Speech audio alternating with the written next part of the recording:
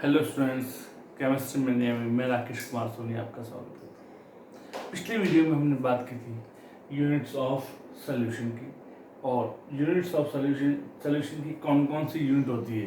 तो सॉल्यूशन की लगभग 9 यूनिट होती है। पहली मास परसेंटेज, दूसरी वॉल्यूम परसेंटेज, तीसरी मास वॉल्यूम परसेंटेज, चौथी मोल फ्रैक्शन।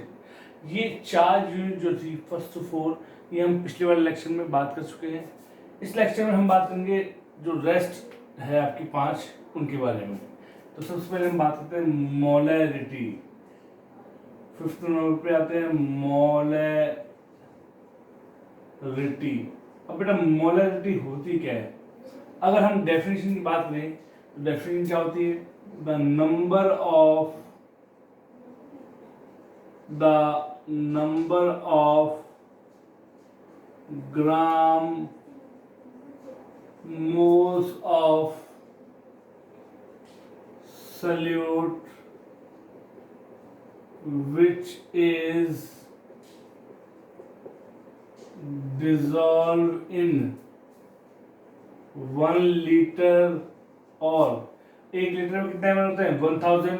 1 लीटर और 1000 ml of solution is called as molarity। ठीक है, तो 1 लीटर सॉल्यूशन में किसी भी सॉल्यूट के जितने ग्राम मोल डिजोल्व होते हैं उसे हम क्या बोलते हैं? Molarity. It is denoted by capital M. देखिए, जब कभी भी आप वीडियो लेक्चर देखें तो ये ध्यान रखें कि जब आप वीडियो लेक्चर देखें तो खाली देखने से ही मतलब नहीं होगा। आप अपना कॉपी पेन लेकर के बैठे ताकि जो कुछ यहाँ पे लिखाया जा रहा है, समझाया जा रहा है, ठीक है, उसको आप नोट डाउन भी करते रहें। तो molarity, the number of gram moles of solute which is dissolve in 1 litre और 1000 ml ऑफ सोल्यूशन। तो 1 लीटर या 1000 ml सोल्यूशन में जितने ग्राम मोल डिजोल्व होते हैं उसे हम क्या बोलते हैं? मोलैरिटी। और मोलैरिटी को डिनोट किया जाता है कैपिटल एम से। तो molarity M is equals to gram moles of solute upon volume of solution in litre, पहली बार। और किस रूप से लिख सकता हूं मैं? m is equal to gram moles of solute. किसी भी सॉल्यूट के कैसे ग्राम मोल निकालेंगे? तो ग्राम मोल निकालने का क्या है formula? Mass of solute in gram upon molar mass multiply by volume of solution. ठीक है, या m is equal to mass of solute क्या होता है? सॉल्यूट क्या होता है? B। मास हो गया WB upon molar mass MB into VS in litre. अगर वॉल्यूम मिलीलीटर में दिया हो तो लीटर में चेंज करने के लिए हम क्या करेंगे? 1000 से डिवाइड। तो m is equal to WB into 1000 by MB into VS in ml। तो इस फॉर्मूले, ये 4 फॉर्मूले हैं। जैसा क्वेश्चन दिया हुआ आपका वैसे ही आप इसका यूज कर सकते हैं। ठीक है, तो यहाँ WB क्या है? WB है मास of solute in gram. MB क्या है? Molar mass of solute. और VS क्या है? Volume of solution. ठीक है, तो जैसे मान लीजिए क्वेश्चन देख लेते हैं। क्वेश्चन है आपका 98 gram of H2SO4 dissolve in water to prepare 250 ml of solution. Calculate its molarity. ठीक है, तो मोलैरिटी हम जानते हैं m is equals to W B, mass है, मल्टीप्लाई बाय 100. अगर वॉल्यूम ml में गिवन है तो M B molar mass into V S volume. तो देखें डब्ल्यू बी कितना मास दिया हुआ 98 इंटू 1000 अपॉन H2SO का मोलर मास होता है 98. आप निकाल सकते हैं. कैसे निकालेंगे? हाइड्रोजन 1 होता है एक का, प्लस सल्फर का 32 प्लस ऑक्सीजन 4 है, एक का होता है 16. तो टोटल करेंगे तो कितना आएगा 98 इनटू वॉल्यूम ऑफ सॉल्यूशन कितना दिया हुआ है 250. तो 98 से 98 कैंसिल हो गया, 250 से 4 टाइम्स तो कितना आ गया 4. यूनिट क्या होगी इसकी? m इज इक्वल टू 4 मोल पर लीटर. ये इसका आंसर आ गया. ठीक है, अगर देखिए टेम्परेचर डिपेंडेंस, टेम्परेचर डिपेंडेंस ये टेम्परेचर पे डिपेंड होती है कि नहीं होती है. तो देखें मोलैरिटी जो है वो वॉल्यूम के इनवर्सली प्रोपोर्शनल होती है.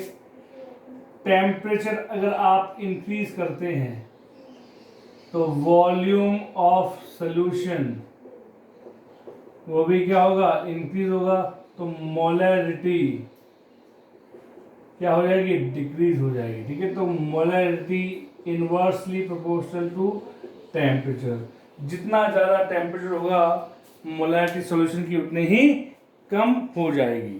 तो 1 लीटर या 1000 ml सॉल्यूशन में डिसॉल्व किसी भी सब्सटेंस के ग्राम मोल क्या कहलाते हैं? उसकी मोलैरिटी कहलाते हैं.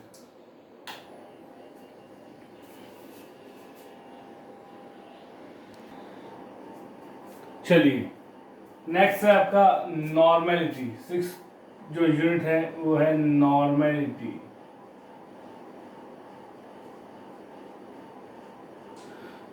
नॉर्मेलिटी इसको डिनोट करते हैं कैपिटल एन से.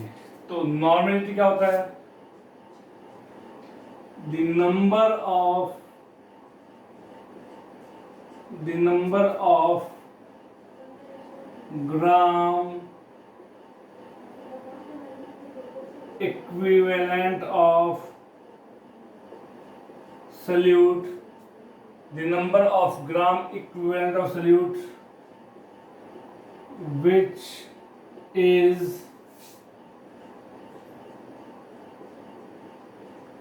dissolved in 1 liter or 1000 ml solution is called as normality.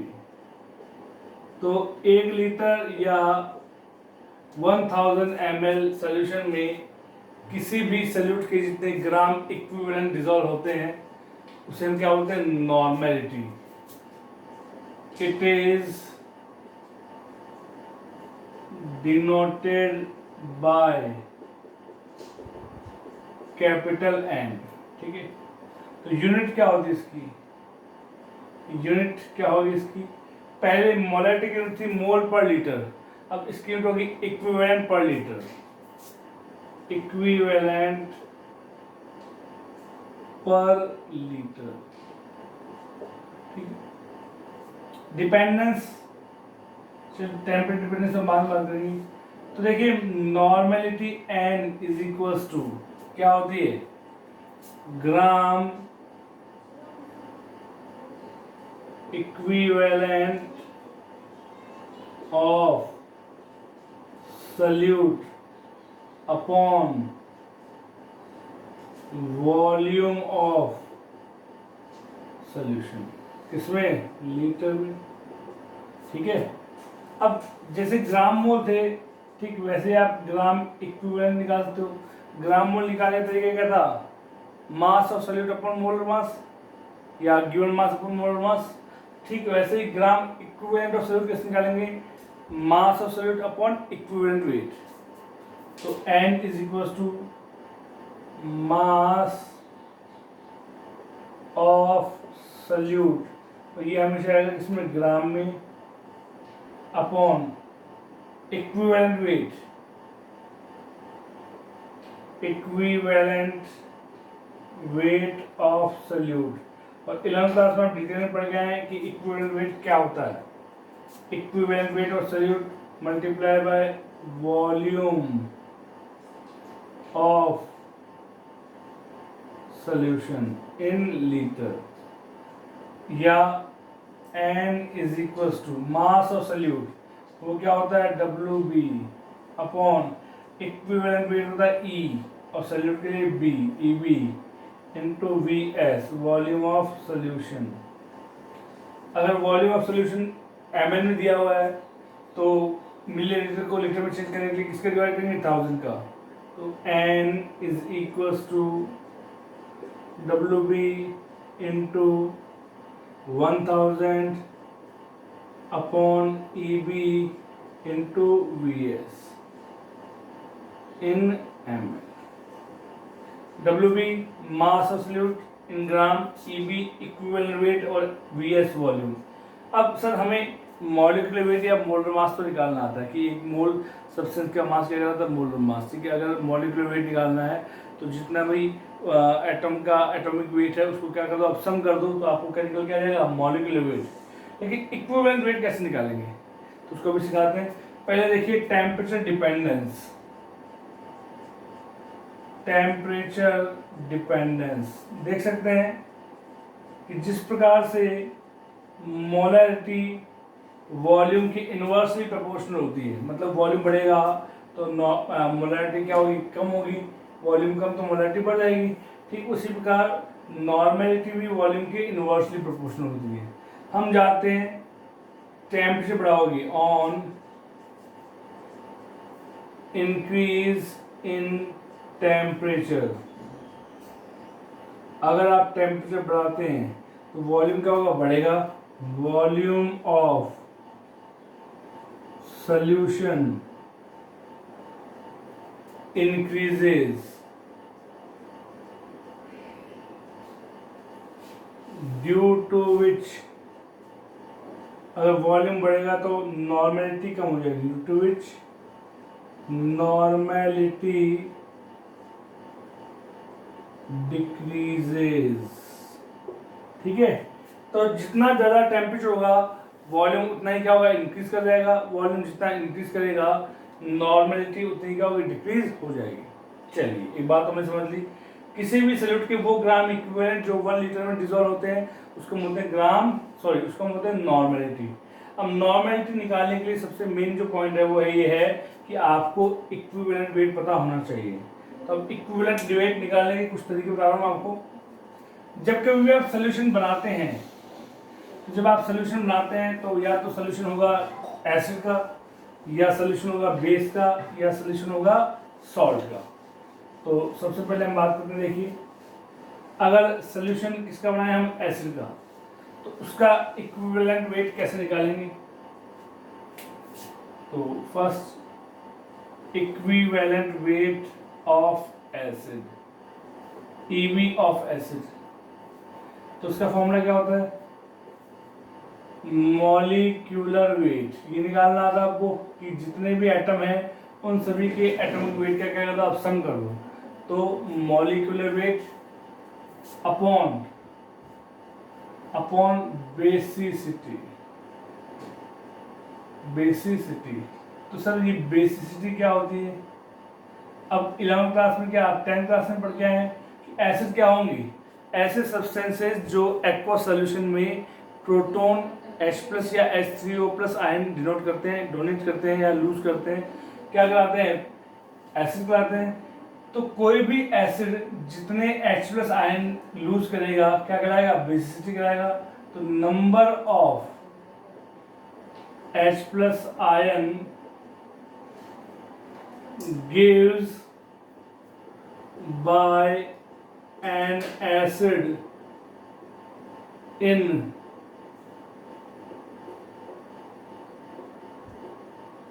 aqueous solution is called as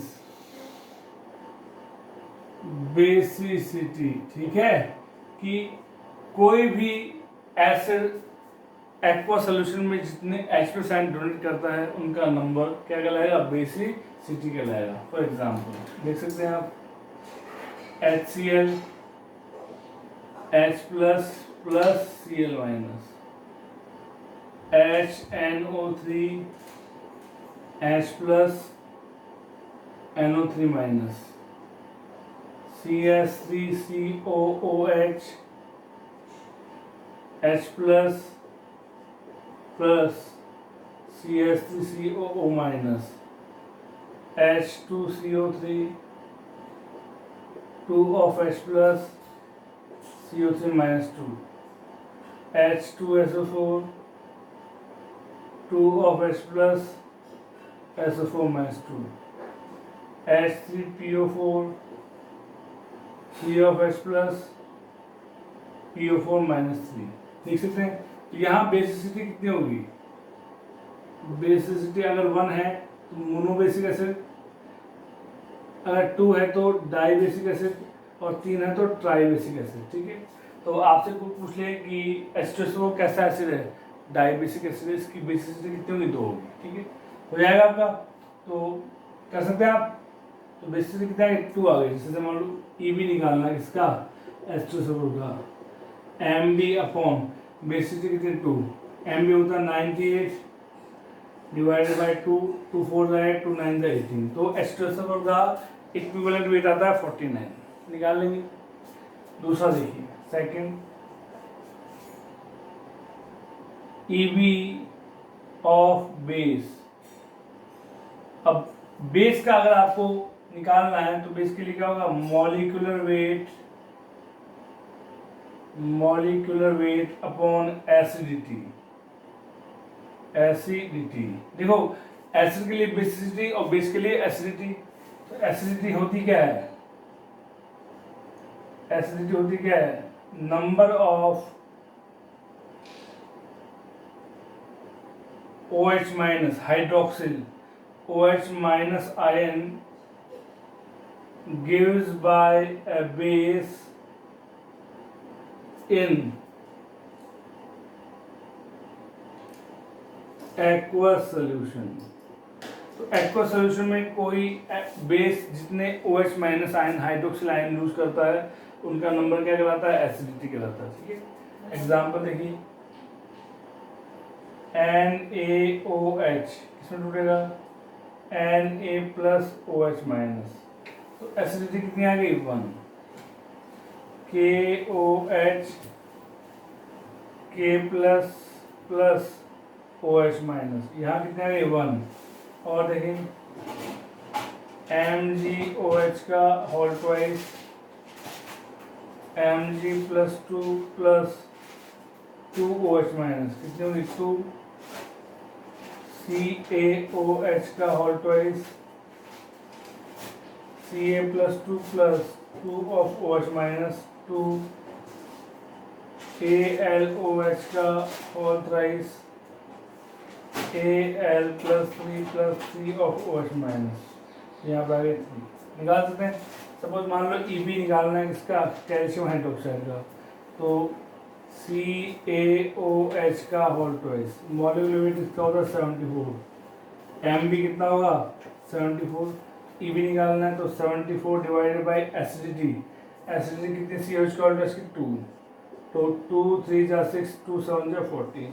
तो CaOH का होल ट्वाइस जिसको हम बोलते हैं लाइम वाटर, ये किसका फॉर्मूला है, लाइम वाटर, जिसको आप बोलते हो स्लैग्ड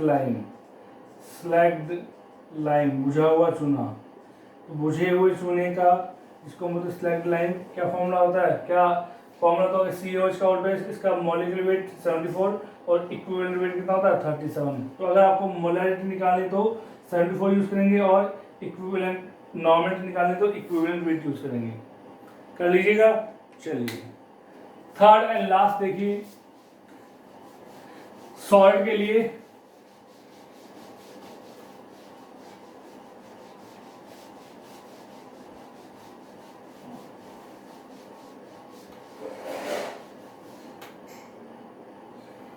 थर्ड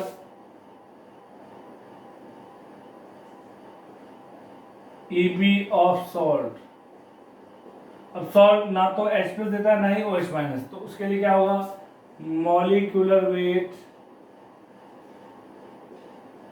अपॉन वैलेंसी, जो उसकी वैलेंसी उसका डिवाइड कर देंगे। जैसे NaCl Na+, Cl-, KCl K+, Cl-, MgCl2 Mg+2 2Cl-, AlCl3 Al+3 3Cl-, Al2SO4 का whole thrice, it figure 2 of Al+3 plus 3 of SO4 - 2।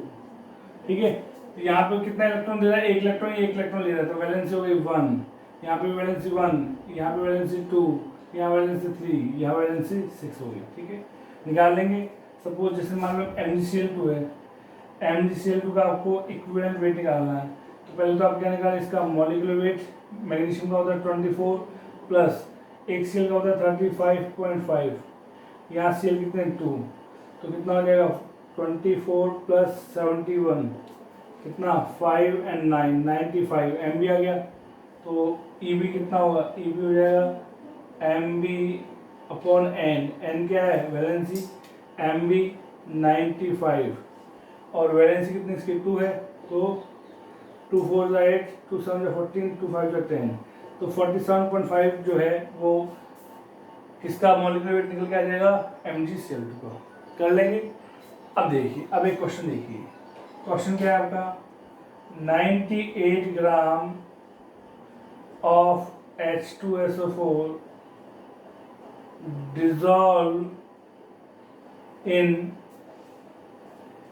dissolve in water to prepare 500 ml of solution. Calculate its normality। ठीक है, normality क्या होती है, N = WB into 1000 upon EB equivalent weight into volume. WB कितना दिया हुआ है 98 gram into 100, क्यों, क्योंकि वॉल्यूम ऑफ सोल्यूशन किसमें है ml में। EB अभी थोड़ी देर पहले निकाला H2SO4 का 49 और वॉल्यूम कितना है 500। ठीक है, तो 949 बन गया 49, 49 टू जा 98, 500 बन गया 500, 500 टू जा 1000, टू जा 4, 4 n बोल दो या 4 ग्राम इक्विवेलेंट पर लीटर। कर सकते हैं, कर सकते हैं। चलिए अब मान लीजिए कुछ इस प्रकार से आपको दे दिया जाए,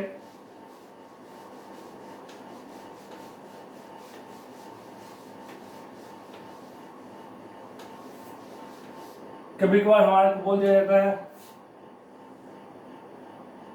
कि पेंटामोलर सॉल्यूशन, एक सॉल्यूशन जिसकी मोलैरिटी कितनी है, पेंटामोलर सॉल्यूशन है तो मोलैरिटी हो जाएगी 5n। ठीक है, डेकामोलर सॉल्यूशन तो उसकी मोलैरिटी 10m। डेसीमोलर सॉल्यूशन उसकी m/10 सेंटीमोलर सोल्यूशन m/100 और मिली मोलर सोल्यूशन हो जाएगा m/1000।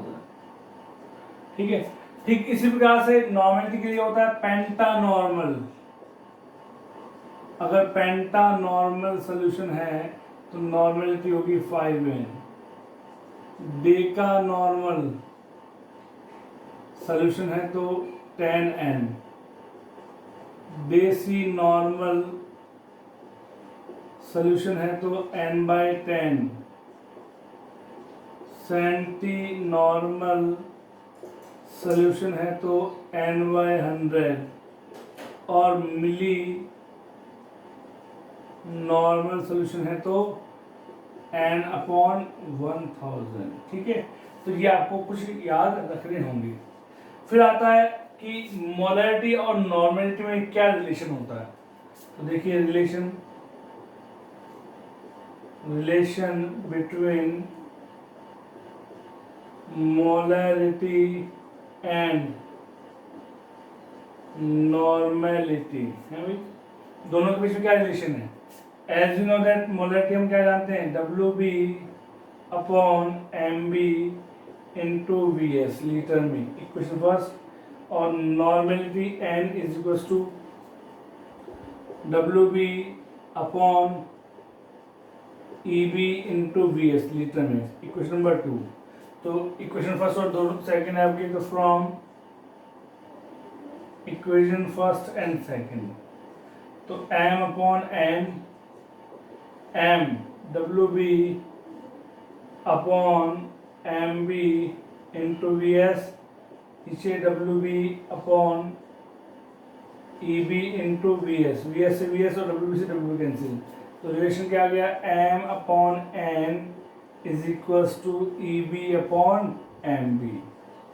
अगर आपको केवल सब्सटेंस दिया हो, मोलैरिटी दिया हो, नॉर्मेलिटी निकालनी हो, या नॉर्मेलिटी दिया हो, मोलैरिटी निकालनी है, तो इस इक्वेशन का यूज कर सकते हैं। EB equivalent weight, EB equivalent weight तुल्यांक की बात, MB मॉलिक्यूलर वेट अणुभार, M मोलैरिटी और N नॉर्मेलिटी। ठीक है, चलिए कीजिए इसको।